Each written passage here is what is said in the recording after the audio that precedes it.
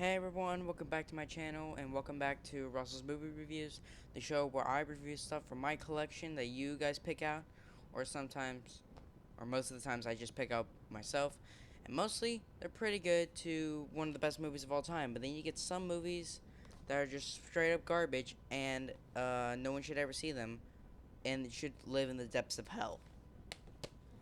Um, Today's movie is a bit of an odd one for me personally. I've made this clear to a number of people that I've met in real life, saying that I'm personally an old movie guy. Like, from like, I would say, from like the 50s to the 90s, that's me.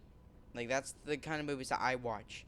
Yeah, granted, there's like a couple movies from like the 30s. Like, I'll watch like stuff from back then, but like, really stuff that is I watch now isn't really my cup of tea.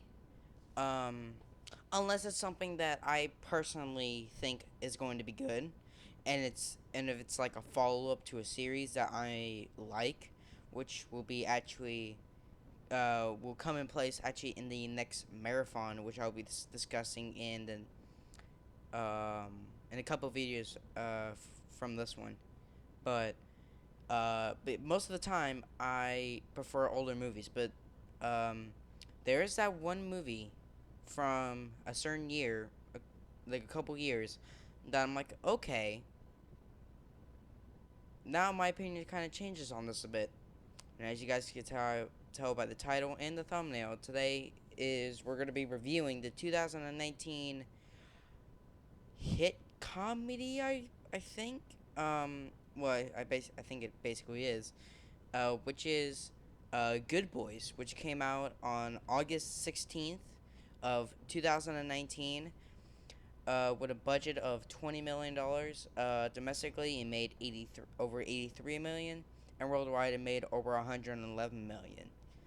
Um, I I'll be completely honest. The first time I watched this was um was at my old house in Livermore, and my cousin said, "Hey, you want to watch a movie?" And I'm like, "Sure, might as well. I got no homework."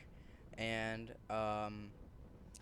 we scrolled by and they saw Good Boys, and they're like, "Oh, this is an R-rated movie. This could be good." And I'm like, "It's 2019. It's probably not gonna be that good, and I'm not really interested in it." And they're like, "Come on, watch it." And I'm like, "Fine. I can't. I mean, what am I supposed to do? Work on? I mean, what am I like?" I literally had back then. I had nothing to do. Um, but I'm like, fine. So I I sit down to watch this movie, and for me, the first few, like the first like 20 minutes, just like, whatever. And but then as the movie goes on, I'm like, oh, okay, this is actually kind of funny. And now it has gone on to be my favorite film of 2019, and it's the only movie that I watched in 2019. Because again, I don't really like watching movies, like new movies. And it's basically that trend is still, I still have that for me. Um, but there's, like I said earlier, there's a couple of odd exceptions that I say, okay, I'll give you a chance, and most of the time it's pretty good. Um, especially with this case. But let's get started with that plot. So, invited to his first kissing party. Yeah, you could tell that this is. I mean, if you couldn't tell by the cover, this is an R-rated movie starring kids. And I'm just gonna actually raise this up a bit. There. Cause literally the bottom half is literally just has rated R. Uh, yeah, you could tell that this is like a comedy kids movie, cause it has to deal with a kid's kissing party. For me, when I heard that premise, I'm just like, really? Like, this is what we're doing? And yeah, um, but anyways, so invited to his first kissing party, 12-year-old Max asks his best friends Lucas and Thor for some much needed help to pucker up. When they hit a dead end, Max decides to use his father's drone to spy on the teenage girls next door. When the boys lose the drone, they skip school and hatch a plan to retrieve it before Max's dad can figure out what happened. So, this is basically a raunchy teen comedy, but with tweens. Which is basically, if you guys haven't heard that term, which is probably some of you, but most of you have probably heard of this, but in case for you who haven't, a tween is basically like the age that right before you could become a teenager, but you're still a kid. So you call it a tween. Um, but yeah, so that's basically the plot for this movie. And again, it sounds stupid, but surprisingly, it's actually executed very well. The director of this is Gene Spolinsky. Um, and I don't know if he actually directed these movies, but apparently, as you guys can tell from the cover, it says from the guys who made Superbad, Neighbors, and Sausage Party, which is basically, I mean, Sausage Party is a very weird movie. It's an anime movie that's basically a raunchy comedy. Um, and then basically it's kind of like the same thing for um, Neighbors and Superbad, which it's kind of ironic that these guys have made raunchy comedies for all different kinds, basically, of people. Yet you have Neighbors, which is basically adults. Superbad, that's basically young adults, and so basically teenagers. And then you have this movie, which is basically kids. Um, but um, so the cast is we have Jacob Timberley, or Tremblay, as Max, who's basically the main character. Um, and uh, might as well mention it now. This movie is this review is gonna be kind of like a restricted kind of video, not per se, but just because of the content in the movie itself. Um, but to be completely honest, I'm not really a fan of comedies. I think there are some really good ones like Dumb and Dumber and The Mask and sort of stuff. But again, that's like older movies. Most of the stuff that they make now and like the early comedies, they were just raunchy teenager kind of inappropriate movies. And like even this movie, like really thinking about it, it's not really a good movie, but there's just certain parts about it that really make me laugh to a point where I can give it praise. Um, but why can't my phone just shut up while I'm filming? Um, but uh, this could have been easily just a disaster, but surprisingly, it was. I mean, yeah, it's not really a good movie. I'm gonna say that right now. It's not really a good movie, but there are some points in it that I think are pretty good. Um, but that's just my opinion. Anyways, getting back to Max, um, he, like the three main characters are just generic kids. So it's like oh, I've been invited to a kissing party. Now I basically like shut down because I'm like, I don't know what to do. Uh, hey, I don't know if it's just because I haven't really been in that situation before, but okay, I'm just gonna. I just don't really think that for me personally, it doesn't really work. Like I said, maybe because I haven't been in that situation before, but I don't know honestly. Um, but uh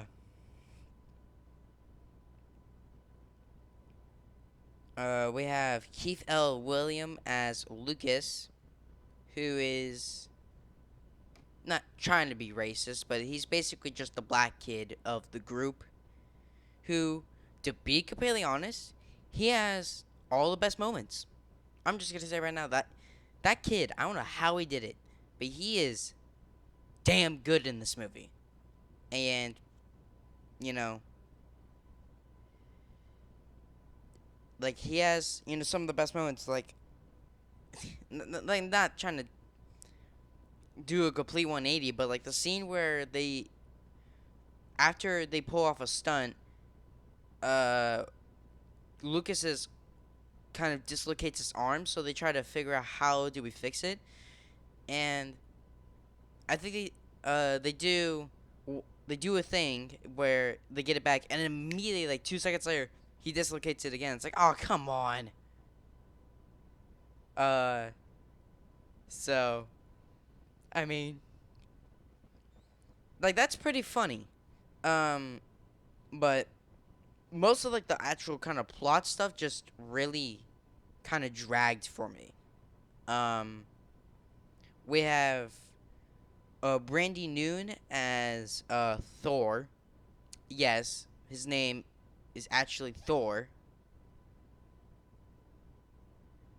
Um, why would a parent name their child Thor unless they knew they were gonna raise him in comics? No idea. Uh,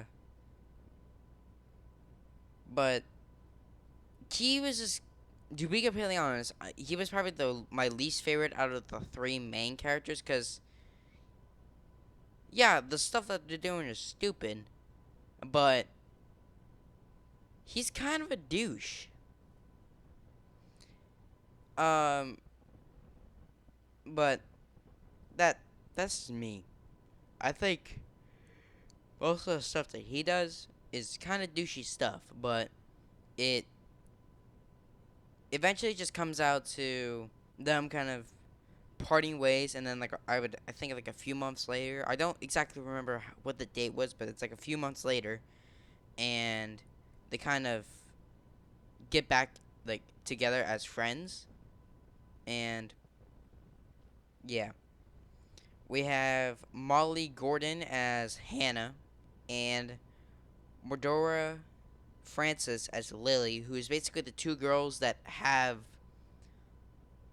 Max's dad's drone, and they're like, okay, we'll give it back. Like, this is stupid crap. Like, hey, we'll give it to you, but you have to go and get these meds for us. So they go and get the meds, and then it. The whole subplot about getting like this medicine or something is pretty stupid. Um, we also have, well, they're all right. They're not bad. They're not great. They're just average. We have Ray Howie. I'm really sorry if I butchered that. He plays Lucas's dad. Um, to be completely honest, I never recognized him, and I looked at the credits. I'm like, he's like, like top billing in this movie. Besides like like most of the main characters, and I don't really recognize him from much, and I don't know if that's a good or bad thing. Uh, I don't know if I'm gonna like get a whole bunch of hate mail for that, but um, yeah, that's what I personally thought. Um, we have um Marcy Julius as Taylor, who I believe is one of the main kid's younger sister. I believe it's I believe it's Thor's, because there's a scene at the end where the boys are in Thor's parents' room, and then she comes in and she's like, "What are you guys doing in mom and dad's room?" So I'm gonna assume that it's Thor's younger sister. Um, she was actually better than some of the actors in the film. Um, we have Zora Wang as Scout, who basically becomes, I believe, Max's kind of girlfriend at 12 years old. Like, damn. Um, she was alright. I don't think she really pops up in the movie that much until the ending. Um, we have Rolf. I can't bother to say this. Wolf Fart or Fort. I don't know if it's an A or an O. Sorry if I butchered that, but Wolf Fort. I'm just gonna say that. As Max's dad, who, as I talked about in the plot for the film, owns the drone that they use to kind of spy on the girls next door. He, I never really thought about him that much, but he was alright.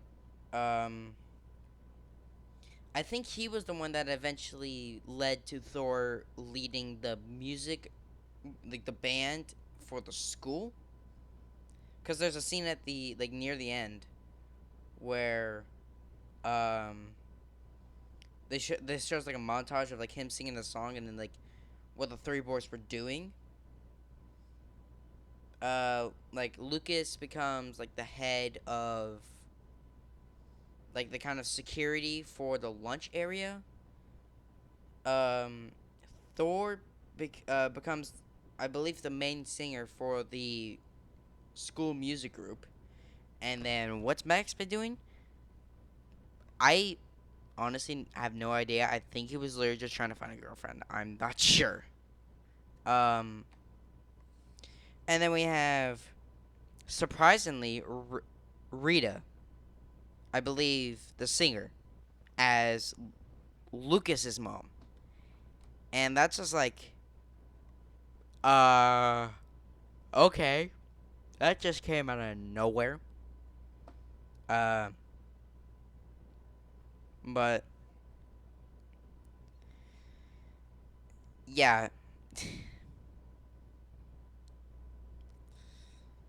I did not really like like this movie, but I thought it was a pretty average film. As a person who doesn't really like comedies that much, is pretty it's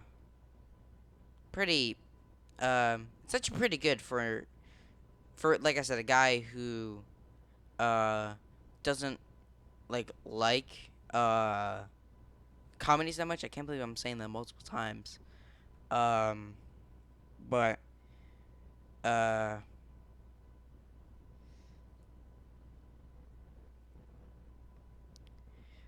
uh, so I might as well talk about my fun facts, the composer, and then my personal rating. So did you know that this film was given an R rating for strong language, drug and alcohol material, and crude sexual content, all involving tweens? I mean, yeah, even though that's basically what I've been talking about for the last like almost 20 minutes. Well, not all of it, but yeah, this film, as you guys can tell by the front cover and the back, um, which is right there. This film was given an R rating for you know all this, like, it's like I said earlier. It's basically a like comedies made now, but with kids. And I think that's why it was so successful, was because it was like, hey, let's make a raunchy comedy with kind of sexual content, drug and alcohol material, and like foul language, but with like kids saying it. And I thought like most people like that apparently it was pretty successful. I don't know if this film is actually getting a sequel. I'm not sure, but um um apparently yeah. The composer for this film is Lai Workman, who I never heard of before until I started researching this movie and like found him. I rarely noticed any kind of like movie music. All I recognized was like pop songs. Um, Maybe in like a couple scenes, but most of the time it was just really like just hip hop and rock and rap music. And I get that's like what kind of like kids nowadays listen to, but for a movie soundtrack, it doesn't really work for me. Um,